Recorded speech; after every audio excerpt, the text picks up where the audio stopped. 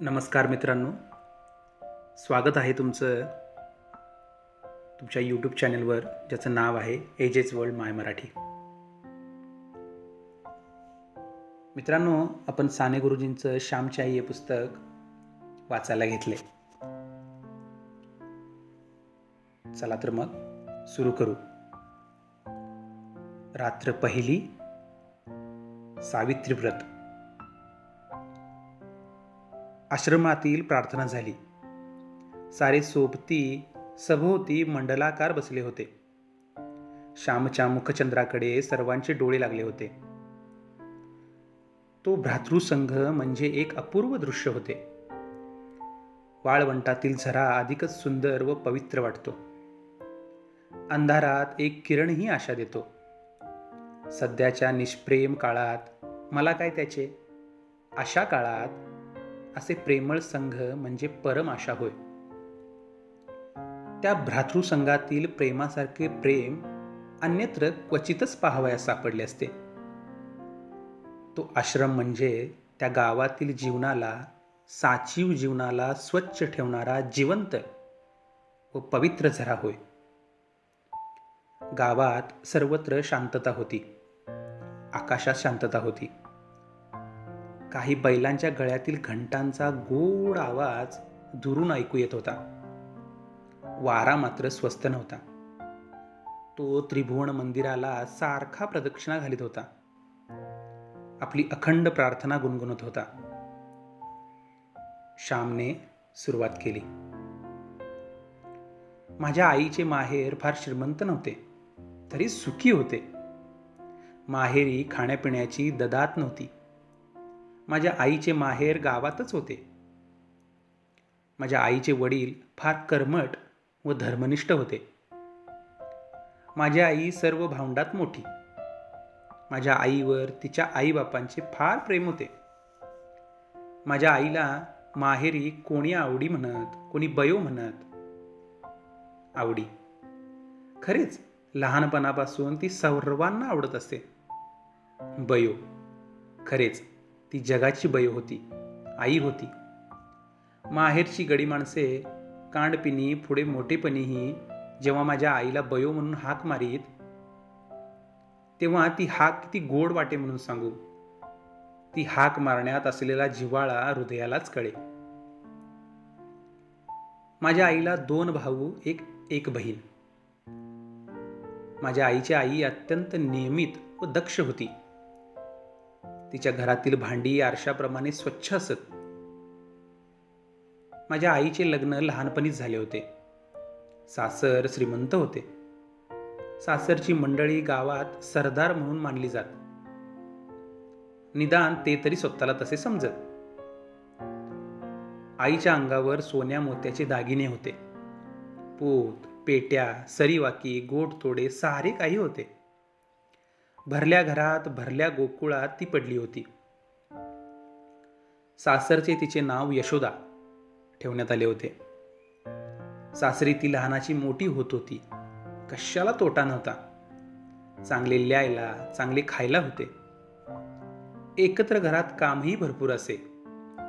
उत्साही परिस्थितीत, सहानुभूतीच्या वातावरणात काम करावयास मनुष्य कंटाळत नाही. उलट 4 धंदे करण्यात धन्यता व आनंद मानतो.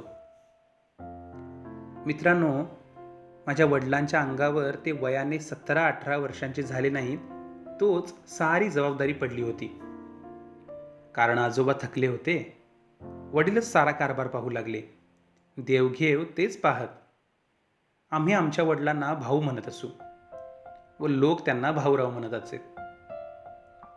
आजूबाजूच्या खेड्यांतील लोक आम्हाला खोत म्हणून संबोधित.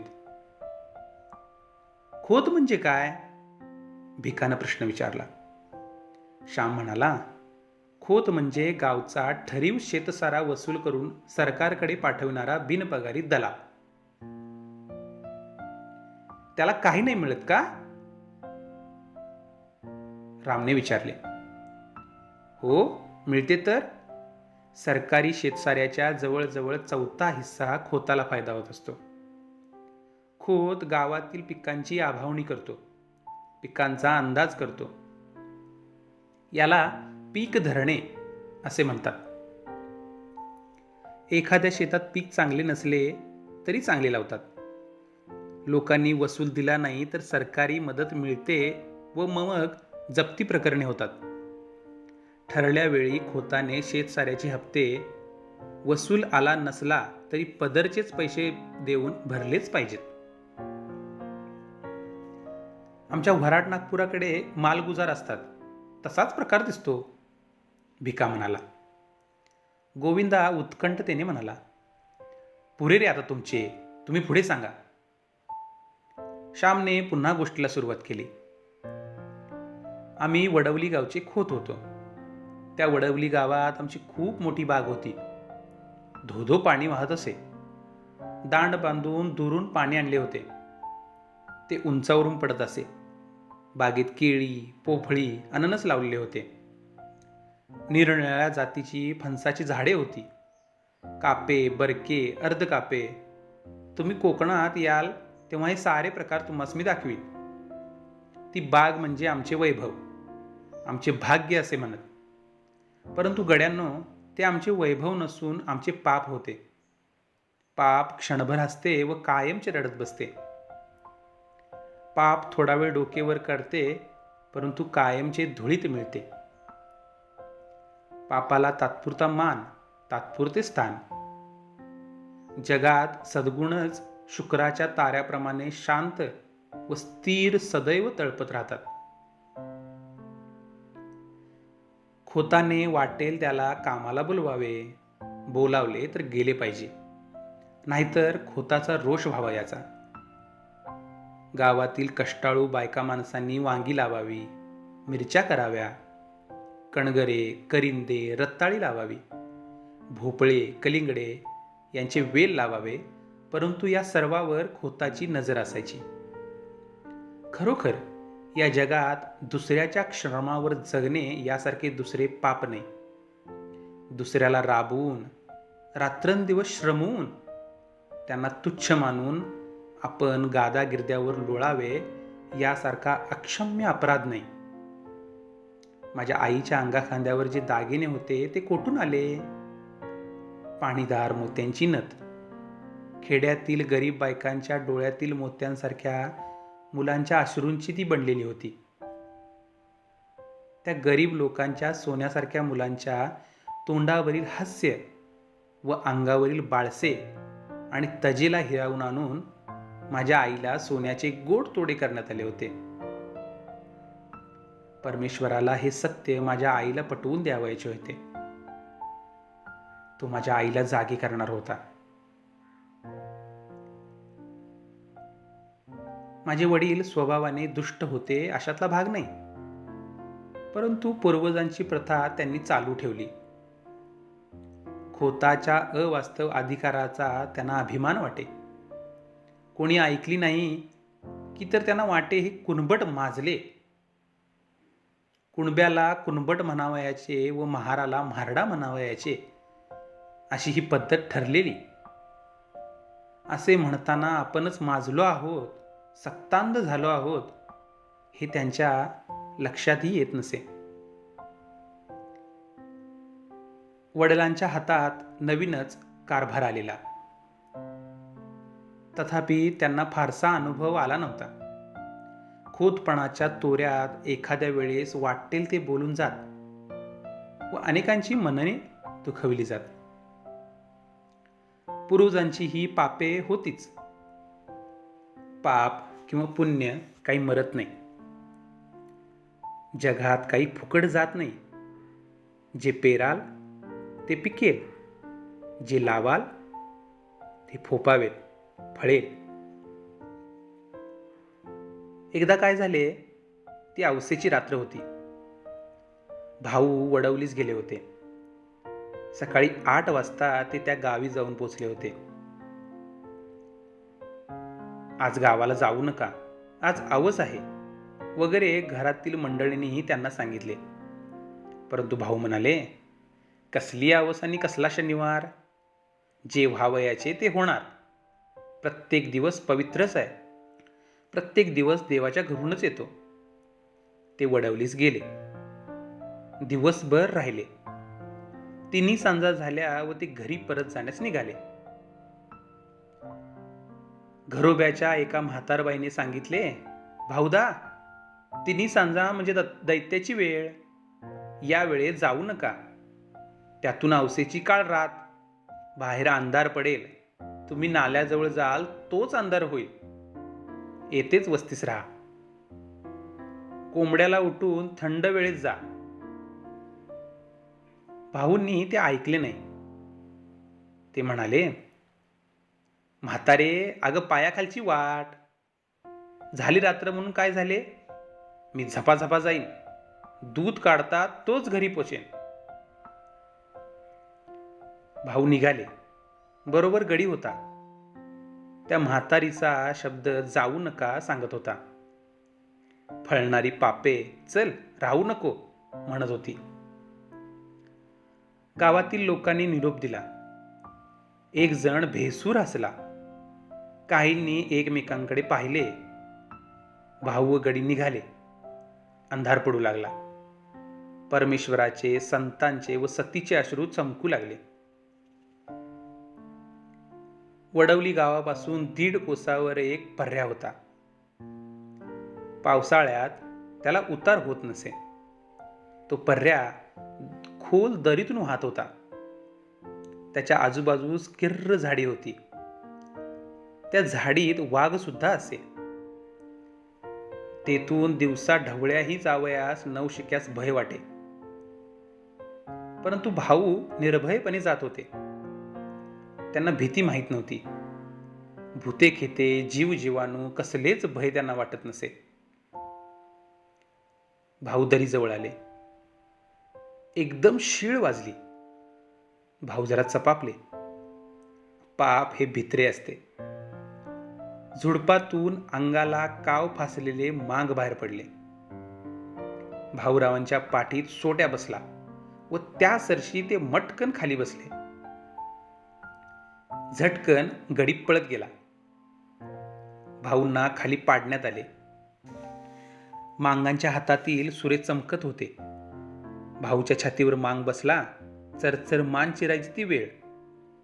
करंदीच्या जाळीत रातकिडे ओरडत होते. शेजारच्या भावनातून एक भुजंग फुत्कार करीत सनकन निघून गेला. मांगाचे तिकडे लक्ष नव्हते. इतक्यात एका म्हातारीने ओरड केली, अरे बामणाला मारले, खोताला मारले, रे धावा.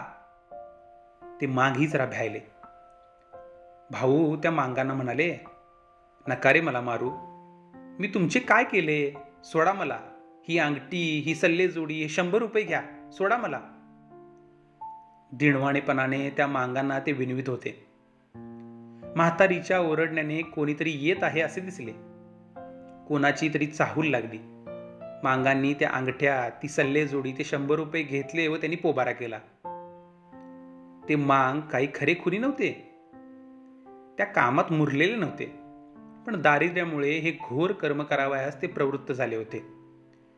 त्या क्रूर कर्माच्या मुळाशीही दया होती, प्रेम होते. स्वतःच्या मुलाबाळांच्या प्रेमाने त्यांची खा दूर व्हावी म्हणून ते मांग तो खून करू पाहत होते. कोणी म्हणतात की जगात कलह, स्पर्धा हेच सत्य आहे. परंतु त्या कलहाच्या मुळाशी, त्या धडपडीच्या मुळाशी प्रेम आहे. ते प्रेम संकुचित आहे एवढेच. सृष्टीचे अंतिम स्वरूप प्रेम आहे, युद्ध नाही. सहकार्य आहे, द्वेष व मत्सर नाही. असो. भाऊंच्या बरोबरचा गडी जो पळत सुटला तो थेट आमच्या पालगड गावी गेला. त्याने घाबऱ्या आमच्या घरी जाऊन सारी हकीकत सांगितली. आमच्या घरातील व गावातील पुरुष मंडळी लगेच चालून गेली. पालगडला पोलीस ठाणे होते. तेथे वर्दी देण्यात आली. घरात बातमी येताच आकांत झाला. साऱ्यांच्या तोंडचे पाणी पळाले. घरात दिवे लागले होते. परंतु साऱ्यांची तोंडे काळवंडली होती. कसचे खाणे आणि कसचे पिणे, तेथे तर प्राणाशी प्रसंग आला होता. त्यावेळेस आम्ही कोणी झालेलो नव्हतो. आईला समजू लागले होते. बायकांना लवकर समजू लागते. माझी आई ती सारी कथा आम्हाला सांगे. आई देवाजवळ गेली. निर्वाणीचा तोच एक सखा. देवाजवळ जाऊन आईने पदर पसरला. ती म्हणाली, देवा नारायणा, तुला माझी चिंता, तुला सारी काळजी. आई जगदंबे, तुझी मी मुलगी, मला पदरात घे, माझं कुंकू राख, माझे चुडे अभंग ठेव. आई, त्यावर कुऱ्हाड नको पडू देऊ. मी काय करू, कोणते व्रत घेऊ? देवा, माझी करुणा येऊ दे तुला, तू करुणेचा सागर. येऊ देऊ घरी सुखरूप, पाहीन त्यांना डोळे भरून. नांदू तुझ्या आशीर्वादे सुखाने जन्मभर. मला दुसरे काही नको, नकोत हे दागिने, नकोत ती मोठी वस्त्रे. कशाला मेली ती खोती? नको मला, काही नको. पती हाच माझा दागिना, तेवढा दे मला. असे म्हणून आई विनवू लागली, रडू लागली. आईने देवाला आळविले, प्रार्थिले, परंतु नुसती प्रार्थना काय कामाची? प्रत्येक गोष्टीत त्याग पाहिजे, व्रत पाहिजे. माझ्या आईने या रात्री सावित्रीचे व्रत घेतले.